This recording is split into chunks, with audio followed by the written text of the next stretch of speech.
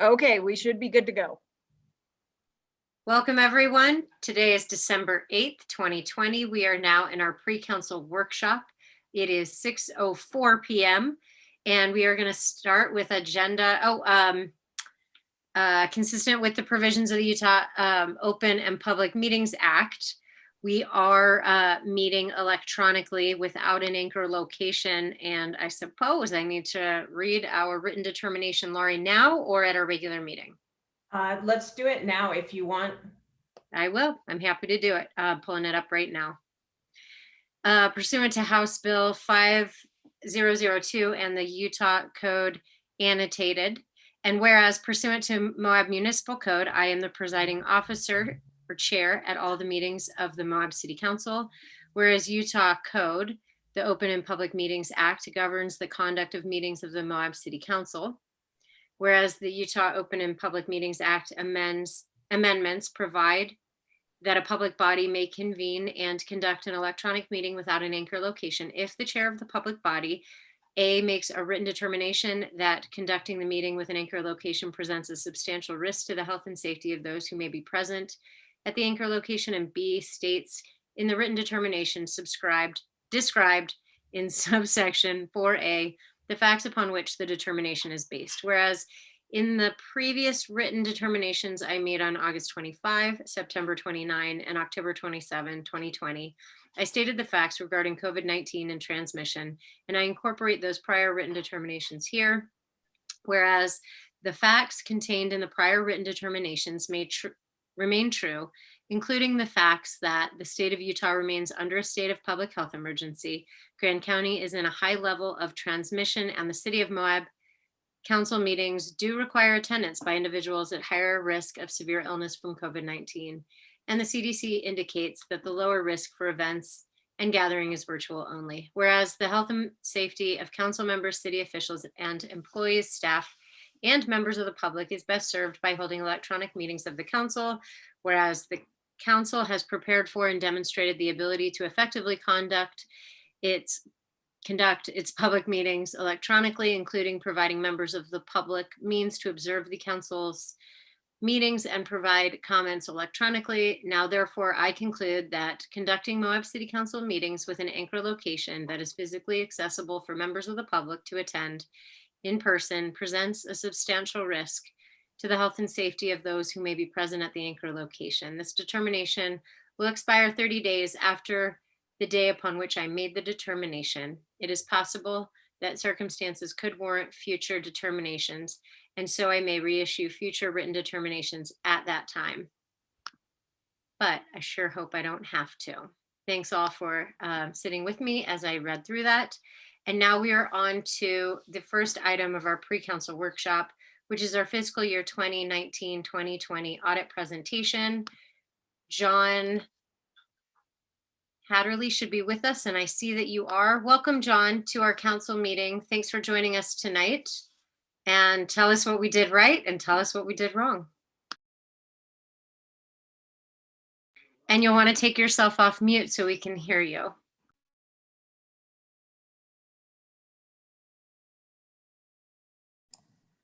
Is that better? Okay. That's good. Welcome. All right. Thanks for letting me take a few minutes. I'll be quick. I know you guys are probably busy and it's boring sitting in front of a computer screen. It's a lot better to be in person. So if you thought Mayor Emily was boring reading her thing, then just wait till I start reading. It's going to be worse, I promise. Just kidding. Just real quick. So we've wrapped up the audit for 2020 that ended June 30th. Everything's already been submitted to the state. Everything went well. It was kind of a switch over, losing key staff, as in Rachel, and then getting Clint. It's always a big switch. And so sometimes we get a little concerned when key positions turn over, but everything went as smooth as possible. I think there was a little bit of a learning curve for Clint going through an audit and, you know, what we required and what we asked for and things like that. But at the end of the day, everything went well. We didn't have any disagreements with management. There weren't any uncorrected misstatements that we were made aware of, or that we, as far as we know, all the adjustments were made on the books. The financial statements tied down to our trial balance. So that's always a good thing. So just real quick, our opinion on the financial statement. So we actually give two different opinions, and I'll kind of describe both of the opinions. The first opinion is on your financial records, and that is the page 1 of the audit package. I don't know if you guys have it electronically. I can share my screen if you guys want to look at it, but if you have it in front of you, I'll do whatever you guys want. Screen share would be fine. Okay, let me pull it up real quick.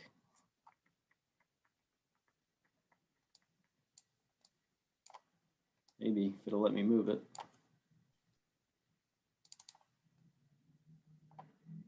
All right, there's first one.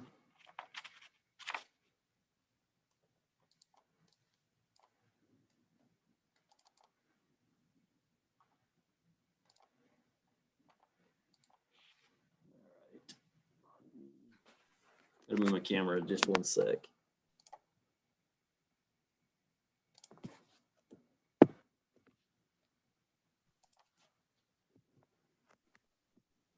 All right, can everybody see that page? Yep, we can see that. Okay. Now it's not gonna at least flip pages. There we go. All right. So this is our audit report. And this is pretty standard. You're gonna see it on every audit that you ever look at. Some of the sections are different based on if it's a nonprofit audit, if it's a governmental type audit, if it's a for-profit business, but the layout is the same. This bottom paragraph here is our opinion. And you can see there that our opinion on the financial statements present fairly in all material respects the financial position of the city. That's an unqualified or an unmodified opinion. That is a clean opinion. If there was an issue that we either couldn't determine the outcome or what the balances should be, or if there was an error that we couldn't get over and management didn't want to make the adjustment, we would either qualify our opinion and give an explanation, or we would give an adverse opinion, and then we would give a basis for that opinion as well. Couple other things just really quick to point out in this top section, requires supplementary information. This just states that there are certain sections in the financial statement, and it's management's discussion analysis. And then there's other required supplementary information, and that is your URS pension information. Those are required to be with the financial statements, but they're not part of the basic financial statements. I know it doesn't really make sense, but it is what it is. But GASB requires that you have the management's discussion analysis and then your other required supplementary information, because it puts the financial statements in context. MD&A is a really good place to read the financial statements if you have any, if you just want to read, okay, where are we at this year compared to last year? It's got summary data of all of the balances, both in the governmental funds and the business type funds. If you don't want to wade through all of the financial statements and the numbers contained there. And then in this paragraph, the third paragraph down, is the combining in individual non-major funds. So this is considered supplementary information. And this is included in the financial statements at the request of the city. And these non-major funds are small funds that by themselves don't make up an opinion, but we combine them all together into one paragraph or in one column. So our opinion on the supplementary information just always follows the audit opinion. And you can see, let me skip down past the MD&A and I'll show you where they're at. So in the fund statements, you'll have your general fund, which is a major fund always, and then the capital projects fund. If the assets, revenue, or equity equal 10% of the governmental funds or 15%, oh, I said that backwards, 15% of the governmental funds and or 10% of the city on the whole, then it is a major fund. And so all these non-major funds are under the 15 and the 10%. So all your non-major funds add up into this one column. So each one of these columns gets its own opinion. So we actually give multiple opinions on the financial statements, but if they're all the same opinion, then we just roll them into one. All right. Let me flip to the very last report. And I'm going to kind of go through these pretty quick, but if you have questions, excuse me, feel free to reach out. I'm available at any time to answer questions, talk through things.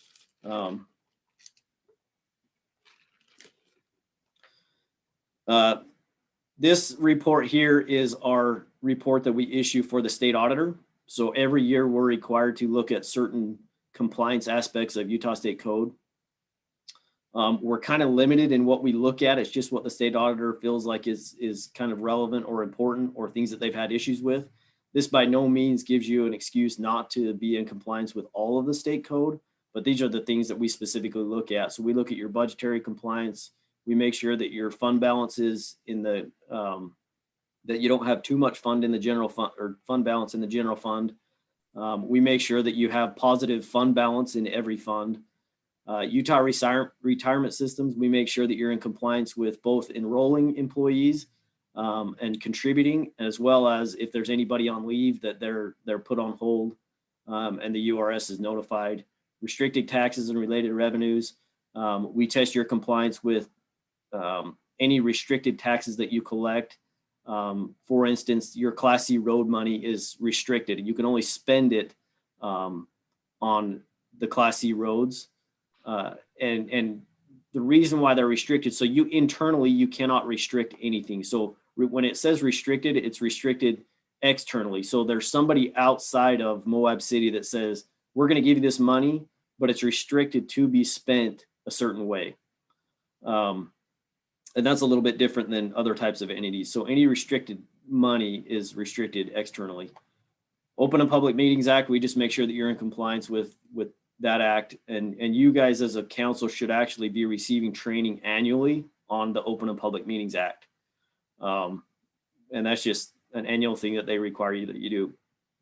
The new one this year that you haven't seen before is the fraud risk assessment.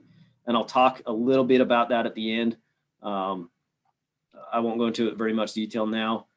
So this is our second opinion that we give. So our opinion on your compliance now is that you are in compliance with anything that could have a direct and material effect on the city. So we give an opinion on your financial records, and we also give an opinion on your compliance with Utah State Code. So both opinions are an unqualified or an unmodified opinion. Let me switch over to, I'm going to switch my share screen real quick to the management letter.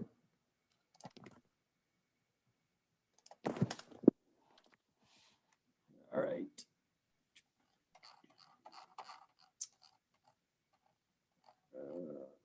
Okay, so the one finding that we had this year was that the sewer and water funds both were in excess of the budgeted appropriations.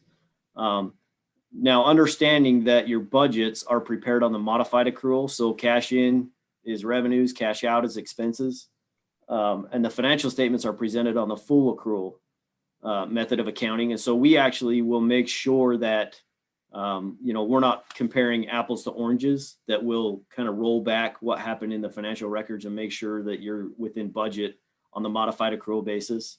But both of those funds were out of budget. And so our recommendation is just monitor your budget to actual on a monthly, if not quarterly basis. You should be getting financial reports from Clint.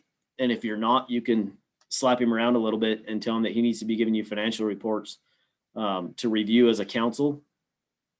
And you should be reviewing the budget to actual. So you should get financial statements and the budget to actual numbers, and then make adjustments as necessary.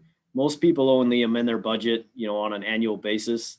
If something significant comes up, I would probably recommend doing it more often, but, don't open a budget hearing, if you know that one department's going to go over budget, and then 2 months later, another department goes over budget. It's just not worth having a public hearing for every time, you're getting close to budget. Just track them and then have one budget hearing, which will increase the budget. I should say that as a council, you can move budgeted revenue from fund to fund. If you have one fund that's way under budget and there's no way they're going to spend the budget, but you have another fund that's going over, you as a council can move that budget money to a fund as long as you don't increase your overall fund, your budget. If you increase your budget, then you have to have another public hearing. And the reasoning behind that is the public's already approved you to spend a certain dollar amount. And if you have an excess here and you need a little here, you can move that budget without having a public hearing. But if you have to increase the budget or make any other amendments, then you would have to have a public hearing. And then compliance requirements last year, the sewer fund was actually out of balance or out of budget last year. So this year it's the water and the sewer fund. So I'm sure that the state auditor, where this is a repeat finding, is going to ask for, explanation of, hey, what are you guys going to do as a city to make sure this doesn't happen again? So just watch for that. That's really all I had to say on the findings. I think you guys did an outstanding job, especially, changing positions as much as has happened with your management over the last couple of years. I think it speaks a lot that, there weren't any other findings. Budget findings are easily correctable. And so I expect that this goes away next year. Now I'm going to go back to talk a little bit about the fraud risk assessment. And I'm not sure if Clint has already uploaded that to the state, but if he hasn't presented it to you, he will be soon. And this is, I'm going to stop sharing my screen, then I can see everybody. So this is going to be something that you're going to have to do on an annual basis. And it's a 20-question questionnaire that says, hey, do you have an audit committee? Do you have an internal audit function? Do you have separation of duties? And do you have an internal auditor? Do you have an audit committee? I think I already said that, but it's a yes or no question. So based on whether, if you mark yes, you get a certain number of points. If you mark no, you get 0 points. And then you total up all of your points and you submit that to the state auditor. And they're going to tell you, you have a low fraud risk, you have a medium fraud risk, or you have a high fraud risk. And that's what the state auditor is looking for. Now I'm going to give you my take on it because I kind of depart from the state auditors, and I'm not in 100% agreement with the state auditors, and I've had a lot of discussions with them about this. I believe that because you don't, it's a yes or no question. You don't have the ability to explain, if you don't have an audit committee, then what other controls do you have in place that mitigate that risk? And I know Mayor Emily knows about this because we've talked a lot about internal controls. But with separation of duties, if you can't separate your cash, all of the procedures that happen in the cash cycle, and you just don't have enough employees to give each one of them a responsibility or role in that process, then you have to put a mitigating control in place. And typically that's a review control. So somebody is watching what somebody else is doing and doing a spot check and making sure that there's nothing, fishy going on, that things are being done accurately, things are being reported accurately in the system. There should be key controls that are separated. Like if you have the ability to take money, you also shouldn't be able to put it in the system and then reconcile the bank account and take the money to the bank. So, there's key things that really should be separated, but there's other controls in place that prevent fraud if you don't have the ability to have separation of duties. And you can't explain that right now on that fraud risk assessment. So if you don't have complete separation of duties, then you have to mark no, and you don't get the points. But in reality, you have other controls in place that you should be able to get some points. So the result is, if you score a really, so let's say you have a low fraud risk because you scored really high on the fraud risk assessment. My concern is you're actually opening yourself up to fraud happening in the future because of that. Because what's going to happen is you're going to look at that and say, well, as a city, we have a really low fraud risk. And then everybody's going to take a little step back and maybe take it easy a little bit. And then, bam, you're going to have something happen because people aren't being professionally skeptical. They're not watching. They're not reviewing like they should because you have this false sense of security.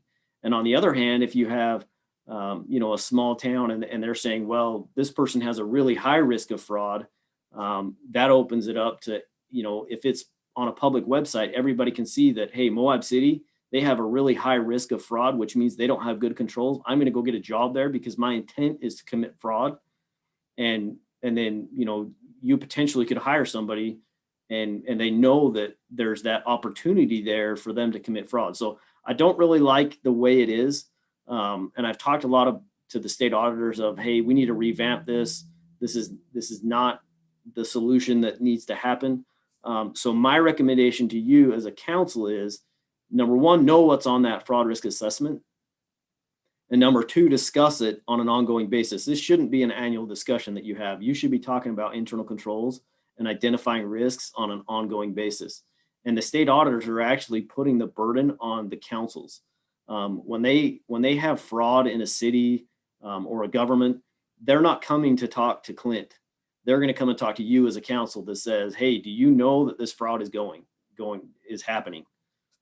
Actually, they'll probably go to the newspaper first, but so hopefully you don't read about yourselves in the newspaper and then you get a call.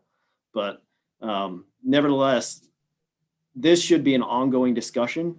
And if you guys want to talk about it, if you want to talk about internal controls, if you want to talk about the fraud risk assessment and go through those items and have somebody explain it to you, I am more than happy to get on a Zoom call. I'm down in Moab on a frequent basis. I don't mind coming to a meeting and discussing things. You know, as your auditor, yeah, we come down and we do your annual audit, but I'm also here to be a resource and really provide any training that you guys feel like you need. Because I'm in the same boat you are. I don't want anything to happen at Moab City. And with this, you know, as much, I think you guys will probably agree. I mean, you've probably had enough drama that you probably want to take a break for a while from the drama. So, you know, anything I can do to provide that value, just let me know. Clint can give you my contact information. I think Mayor Emily probably has me on speed dial from her time at Community Rebuilds. But I am 100% in your court and want to help you guys, you know, just maintain a good structure at your city to prevent anything from happening. So I don't know if anybody has any questions.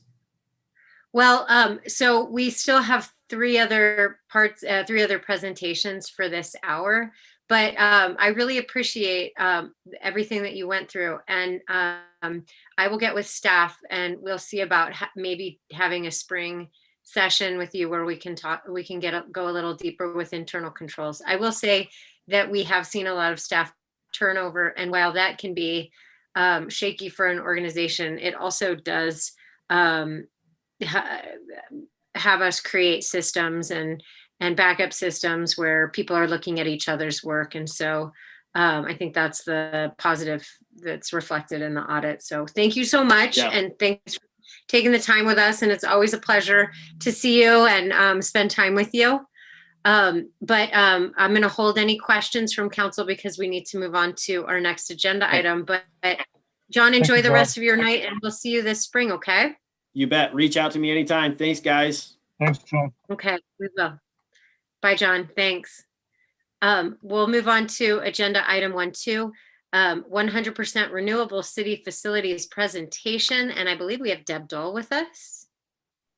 Summer? I have not identified the individuals in the waiting room, so let me pull them in and we'll see if it happens to be Deb Dole. Sounds good.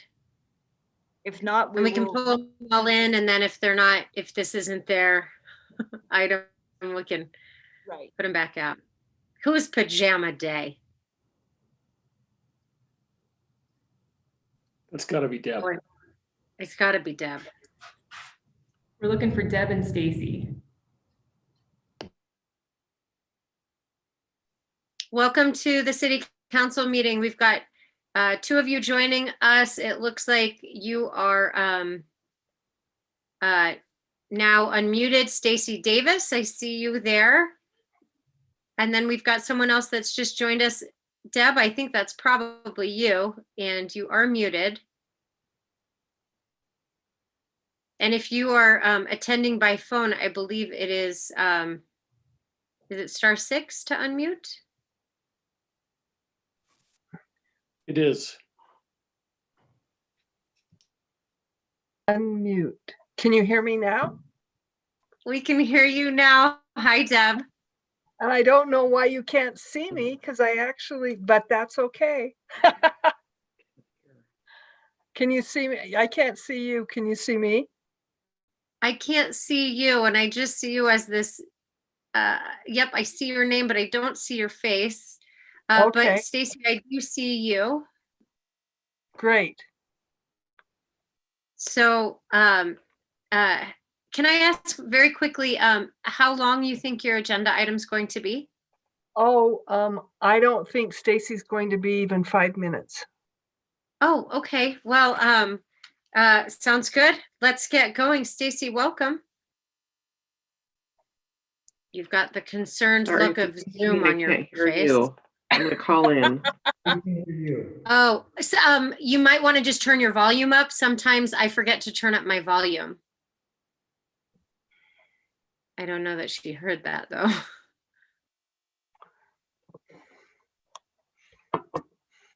Just a second. I don't have a chat feature to. Deb, could you text Yes. Stacy to try to turn volume up? Turn the volume That's up. what I was going to do. Zoom. Enter your meeting ID followed by pound. I bet her volume's down.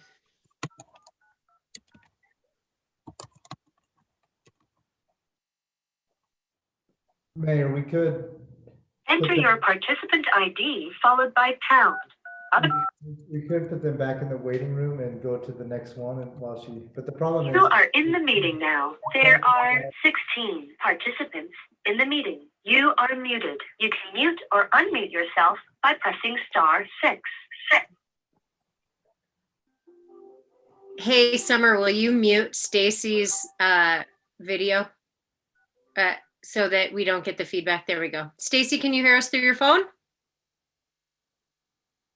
Oh my, I can't hear you. Summer, I guess unmute her. Okay, Stacy, can you hear me now?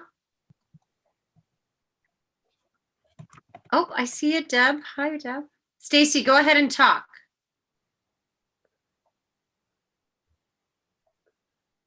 I love technology.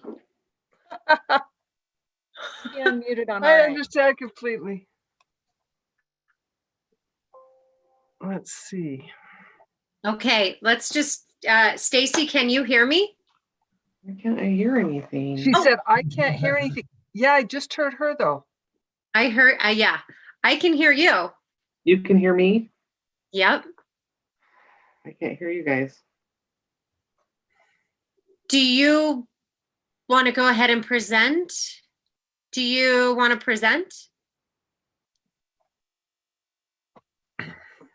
Just a minute. I am in her. I am her again. Trying to think of sign language for Not present. even when I call in, dang it. There's this feature called chat, but I It's know we can disabled. use it. I know. Yeah.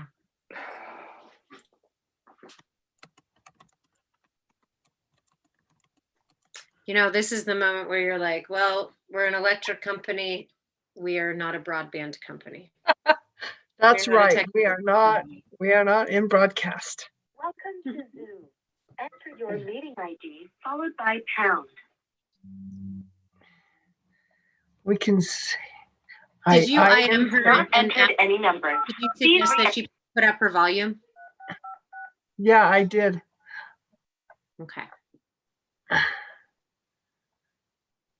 Could she call? Let's see. Enter your participant ID. She's trying so hard. You are don't in dare- the meeting now. There are 16 participants in the meeting. Oh, You are muted. Okay, Stacy, can you hear me now? You have been added to the waiting room. You cannot talk or I'm in, listen it says I'm in the waiting room. You are muted. You can mute or unmute yourself. turn off Summer, your mute her. Okay. Stacy, can you hear me? Yes. I can hear you. There's a little echo, but we're just going to call it fun. Go ahead and get started. Okay, is there, Yeah, turn off your phone. I'm hearing you through my phone. Summer, mute her video Oh, there we go. and unmute her phone. All right, how about now, Stacy? Oh my. Her phone's still muted. Okay, Oh, can you hear me now? I can hear Yes. you. We can hear you and you can hear us? Yeah. But we, Do Okay. this. Yay. but we Oh, can't see and- you. Oh, you Can can't you see my see- face? I can see her. Oh, okay. All right. Okay, Huh. I'm gonna share my screen now. This should work. There we Can you go. see my screen? Yay. Yay. Yes. Okay, thank you. Sorry about that. I'll try to be quick since we have technical difficulties there. I just wanted to go over a little bit kind of high level about where we're going with the blue sky and what I'm proposing to help you guys increase your renewable energy on your municipal meters. So for those of you that might not be as familiar with the Blue Sky program, it is our 20th year, and what we do with the Blue Sky is we purchase renewable energy credits that match what Blue Sky is, what you purchased. So currently in Moab City itself, you guys have a 17.19% participation of all your electrical usage is participating in the renewable energy program. So 5.95% of your usage is green. These are the numbers as of 2019. So we'll be pulling new numbers in January to see where you're at. So that's kind of the blue sky. And then you guys also participate in subscriber solar. And subscriber solar is a solar plant that we have in Millard County, Utah, where you can subscribe to blocks, and those blocks get charged the kilowatt hours on our subscriber solar rate. We did have a change in July where we updated so that Schedule 23 and residential schedules can have full coverage, which means rather than purchasing a 200 kilowatt hour block, the full amount of kilowatt hour usage is billed on the subscriber solar rate. So for Schedule 23, a lot of customers that have those meters that use under 1,500 kilowatt hours a month, the subscriber solar rate is actually lower than our regular rate. So you can see a savings on that, and that's where we found most of your savings. On residential customers, depending on the usage, there's a savings. But with the full coverage, you no longer bank excess credits. So kind of example of how that works, if you have two blocks of 400 kilowatt hours, but you only use 350 kilowatts, then you still purchased 50 extra kilowatts. You paid the price for them, but you didn't use them. So they roll over to the next month. So what I found was, when you originally signed up for subscriber solar, you were using different powers 3 years ago than you're using today. So you had several meters that had credits that weren't being used. So by lowering the blocks or moving to full coverage, you're not paying for these extra credits that you're not using. So what I did is look, and Moab has 41 municipal meters, and those meters, so I think I ran this in October. So from October 2018 to October 2019, used 2,668,365 kilowatt hours annually. You're subscribed to 92 subscriber solar blocks and 342 blue sky blocks, which made your municipal meters 39% renewable at an additional cost of $11,638 annually. What that meant is, outside of what you're paying for the kilowatt hours for those meters, you're paying an extra $11,000. So when I looked at your meters that were on the subscriber solar and moved your blocks around and changed 24 meters to just the full solar, so you're not banking that credit, you're only paying the solar that you use, And then there was one meter that we just left at blocks because it was more beneficial. It used over 1,500 kilowatt hours a month, so it's hitting that higher tier. And then if you add some more blue sky blocks, all of your municipal meters could be 100% renewable. All the power use on them would be covered with renewable power. It would cost $10,693 annually. That would save you $945 from what you were paying at about less than a half a penny per kilowatt hour. So if we changed these subscriber solar and these blue sky blocks, then we could get all your municipal meters on 100% renewable. So what we're saying is Moab City Moab City municipal meters will now be renewable, and you will save $945 annually if you want to accept this proposal. And what do we pay? So currently you're paying $11,638 extra. That's just with your blocks, with your solar blocks and your blue sky blocks. So it would be $10,000 extra. So you still have a savings from what you're currently paying. But you I mean, like, other than the like payment, is there like another chunk of money that we would pay for that? Nope. Like There's one nothing time new. fee or something like that? No, because subscriber solar, you're billed the subscriber solar rate. That's what you'd be billed. And the blue sky blocks, you pay a monthly blue sky block payment, and that's in this $10,000, the monthly blue sky block payment. So what do you need from us? A resolution? I just need your okay, and then I need the blue sky block form updated because you're going from 342 blue sky blocks to 1,000 blocks. So that's the only thing I need signed. The subscriber solar, I just need a yes, please change us, and we'll get you all changed. This sounds great. According to the Rocky Mountain Power website, there's no subscriber solar blocks available. So I'm wondering, is this coming from a different source? No, good question. So you're not taking on additional blocks because you currently have this amount of kilowatt hours, 220,000, that you're subscribed to. Those are your blocks. So all I'm doing is moving your blocks around a little bit. So you're actually going to use a little less blocks because you're only going to use 205,000. So you're not taking any new blocks. We're just moving around what you have so that it covers it better and you don't have excess credits that you're paying for. I believe if you go to and correct me if I'm wrong, Stacy, but Moab has actually named their solar panels and on the subscriber solar farm.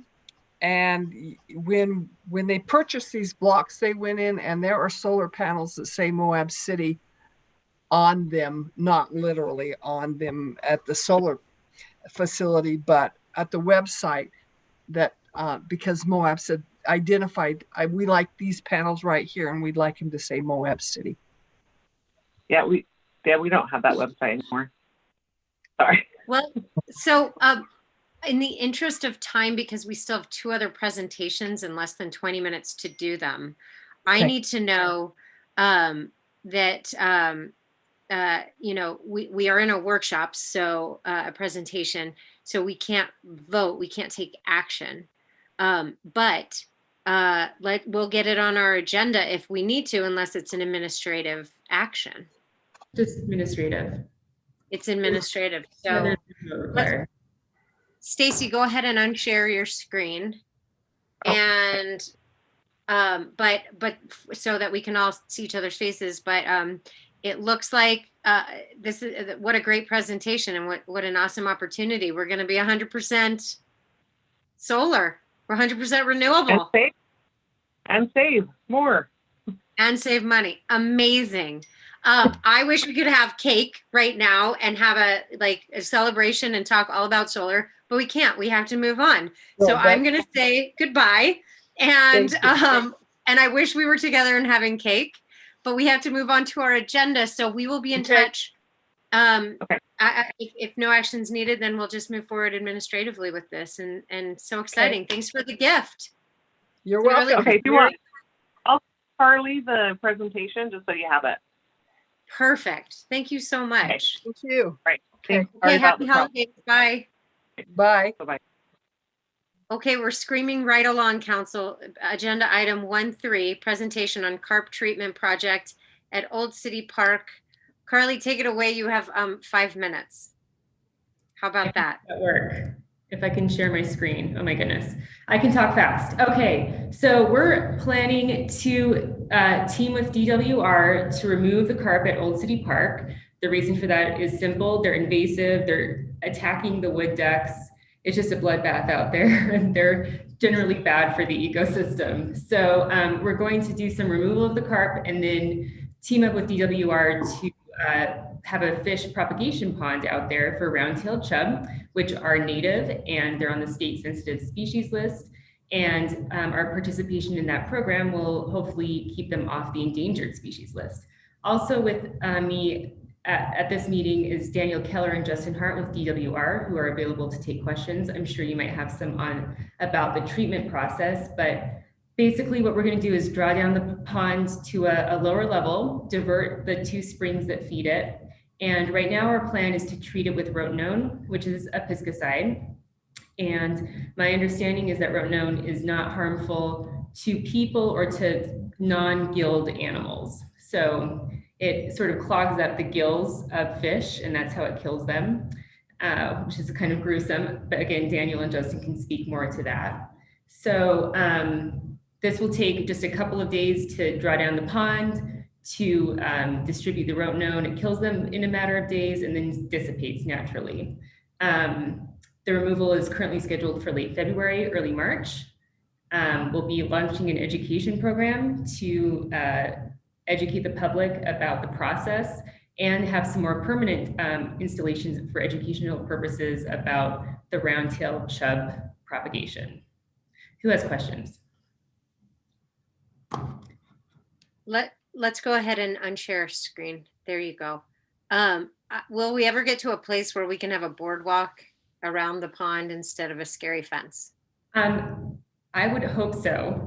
I think we should. It's looking pretty rough out there, but yeah.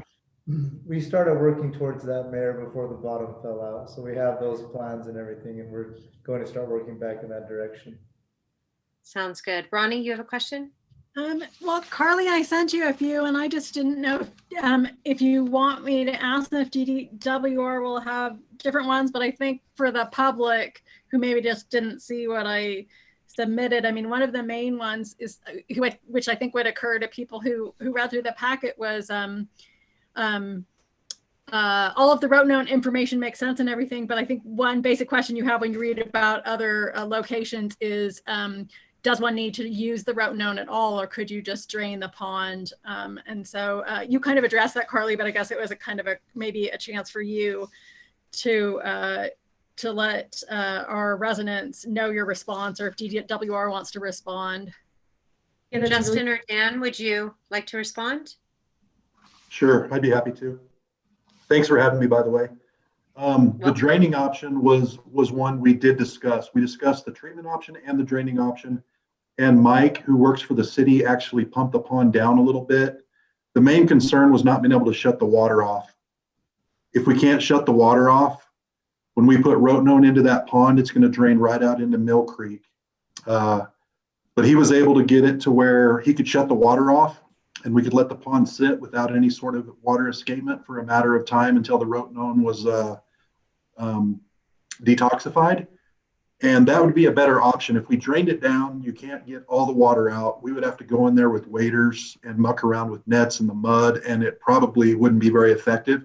The chemical option will be the most highly effective option, and actually the preferred one as far as we're concerned. I just had a follow-up question or two, just based on the data that was sent to us on rotenone. So I understand the liquid formulation includes trace amounts of the carcinogen TCE. For that reason, is it preferable if you can to use the powder version? So powder, the city to justify using something carcinogenic, sure, small, if we don't have to. The powder is typically only used in large impoundments. The powder is applied from basically through, we pump water from the front of the boat to the back, and then off that water line, there's a hose, and that creates like a super shot vac, and that sucks that powder down into the water coming across from the pump and out into the prop wash. In a small setting, the powder is very insoluble, and it would be very hard to use it in a small environment like that. That's why the liquid would be highly preferable. We could just use a backpack sprayer and spray it around the pond after it's drained down, and we wouldn't have to use very much. There is another product. Prinfish is the one that has the carcinogens. There's another product called CFT legumin that was developed to have less of those petroleums as the soluble agents. So we could maybe use that chemical as well. The efficiency of that chemical is not as great as the other one, but we do have that option, which would address some of your concerns. Okay, and then can you just educate us? Do we have other fish in there? Because only just reading in the packet too, I see, you can have tolerant fish that survive an initial rotenone treatment. And so I was just wondering, if we're going to put our chub in, is there a chance it'll still be carp? We don't know for certain. We haven't seen anything. We've never netted it or anything like that. The carp are probably going to be the toughest fish in there, unless there's something like a black bullhead. That's the only other fish that's commonly found around here that's anywhere close to as hardy as a carp. So even if there's something strange that somebody threw in from their aquarium, those big carp are going to be the last ones to die. Okay, and then maybe just lastly, can you just help educate people? A metapopulation propagation pond, that's effectively provides added habitat for them, right? And then theoretically, we could take members living in the pond and place them elsewhere to add to the gene pool elsewhere. I mean, is that the idea? They won't just live in the pond. The idea is to help add to populations elsewhere, or? Yeah, exactly. I mean, we have a huge hatchery system and we produce a lot of fish. We just, as of right now, we don't have, the ability to raise these fish, even though we'd like to. So Dan's worked on a pond down around the Orangeville, Castledale area that's up and running. It'd be great to have one down in the southern part of the state. And yeah, we keep fish in that pond, and the idea would be to harvest some of the offspring out and potentially stock them back into Mill Creek or some of the other tributaries to the Colorado River in the Moab area. So that would be ideal. Also, we're trying to maybe use round-tailed chub as a sport fish species. So if that pond were to open up someday and we got rid of the fence and put a boardwalk around it, people might be able to go out there and fly fish for native species, which would be pretty cool too. Thanks. That would be pretty cool. All right. We have to move on to our next presentation agenda item. Justin, Dan, thanks for joining us. Thank you for putting so much time and thought and effort into pond revitalization and all things wood ducks and carp. I'm really grateful to both of you, and I'm grateful to this partnership with the city and DWR. Have a good night. Happy holidays. And moving right along, we are at section 1.4, institutional rates presentation, and Susie is joining us from Zions Bank. And Clint, we also have with us to present the rates. Hi, Susie. Hi, can you hear me? I can. Oh, good, it worked. Good to see you. I hope you're doing well. We are down here in Moab. The weather's beautiful, although we would take a little moisture, I think. That sounds good to have nice weather, though. Well, go ahead and take it away. We have just about 8 minutes before we start our regular meeting. Okay, Clint, do you want me just to run with it then? Yeah, with the time that we have allotted left, I just go ahead and run with it, and then maybe we'll have a little bit of time for a few questions. Okay. Okay, are you all seeing this screen here? Yes. Okay, great. There we go. Okay, I'll just run through it really quickly. Really quite simply, there were 9 entities that had concerns, that many of which had voiced concerns to the city, that their sewer rates were too high because they are charged on their volume of water.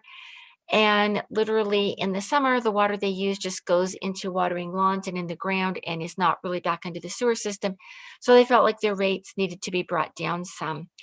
So if we looked at these 9 entities over, and Clint got me all this information, he was great, over a 3-year period. And these are measured in 1,000 gallons. And as you look at it, you know, what really stands out to you is obviously that we have about 7 months there from November through May where we have a lot more usage than we do, say, from December, January, February, through April about. So as we look down and kind of summarize this, so their concerns were valid in terms of the numbers when we looked at them. So as we looked at these numbers, you could see the average per month that was used here in the winter. We call them winter months, December to April, compared to more of the summer.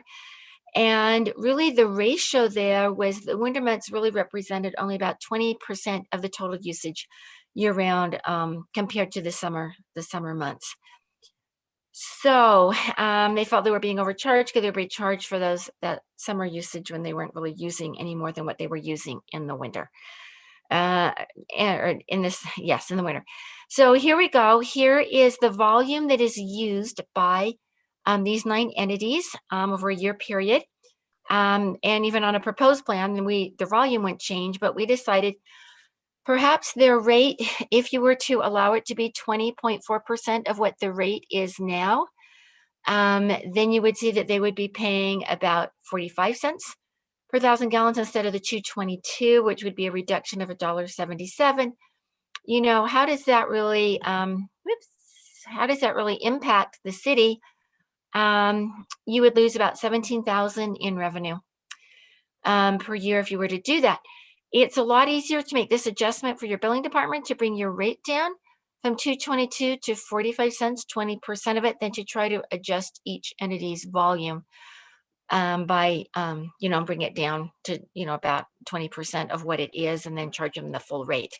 And we looked to see if they were all about the same, and they were. There weren't any statistical outliers. They all seemed to be right in the same range of that reduced usage. So that's what we came up with, and I'll just turn it back to Clint or to you for any discussion or questions you may have.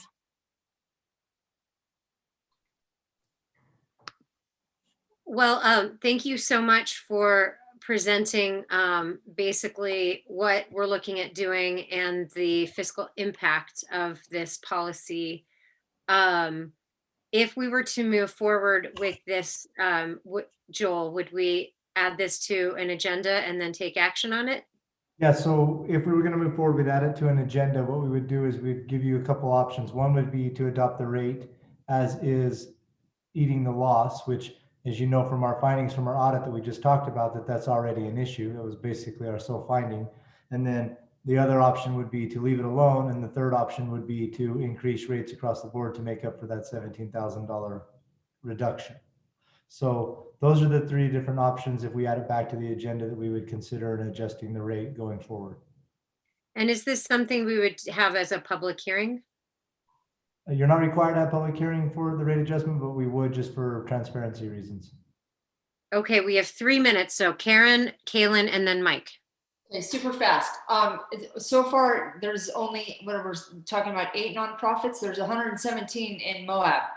No, these aren't nonprofits. These are governmental. These are other governmental institutions. They were institutions, not nonprofits. So a church is a governmental institution? No. Sorry, I didn't mean to say governmental. They were institutions. We didn't look at nonprofits. We looked at churches and schools. Just okay. Okay. So Kaylin? I thought that what was originally asked for was that the residential rate, which is not, it's based on winter volume, was what was originally requested, because the argument was that they're not serving a fluctuating customer base. So was that not analyzed for some reason, or what am I missing? Not missing anything, Kaylin. I mean, if I understand the presentation correctly, they've implemented what I wanted in the first place in a different fashion, but the equivalent result of it all is it's just as if they were going to the winter rates instead of the annual rates, per monthly rates. That's my understanding. That's correct, Mike. Connie? So will this apply to all churches or just these churches that ask? It was all churches. These are just the churches that we pulled in just for the analysis and to make it clean. I mean, it's not like we're just going for these certain churches. That was the only ones that I pulled in for this analysis.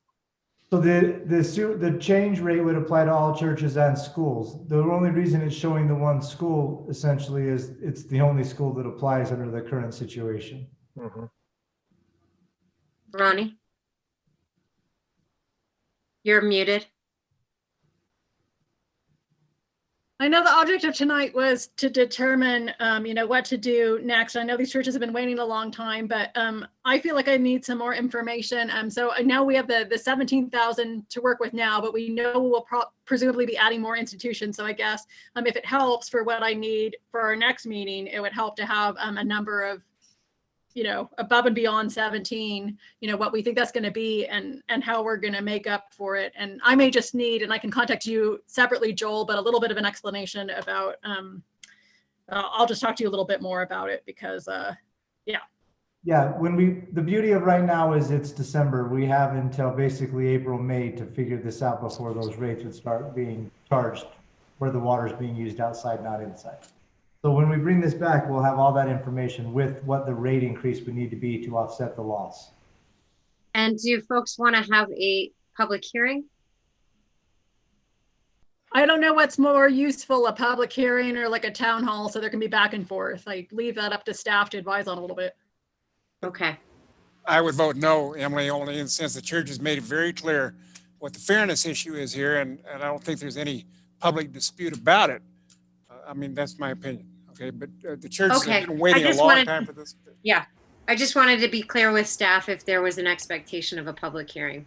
Okay. The question for I public, have an expectation thereof. the question of public hearing is if you're going to increase rates to offset the loss. And if you're going to increase rates across the board to everybody to offset this loss that the church and school is gaining, do you want to have a public hearing before you institute that rate change? Yeah. I would want one too. Okay. I do too, because I'm not comfortable eating the 17 grand and not recouping it somehow. So I think direction to staff is to prepare the materials for a public hearing and then decision by council. And thank you, Joel, for illustrating that we do have time. So if it doesn't happen first meeting of January, that's fine. Okay, Susie. Susie, thank you so much for joining us tonight. Thank you. Thank you very much for letting us work with you again. Good luck to all of you. Stay well. We're so grateful to you and Science Bank. Happy holidays. You too. Bye-bye. Bye. Council, do you need just a minute or shall we roll right into our meeting? I'd like a minute, and I think we have a different link. So we need oh, to right. That's right. move to the next one. Okay, well, we'll see you all at the next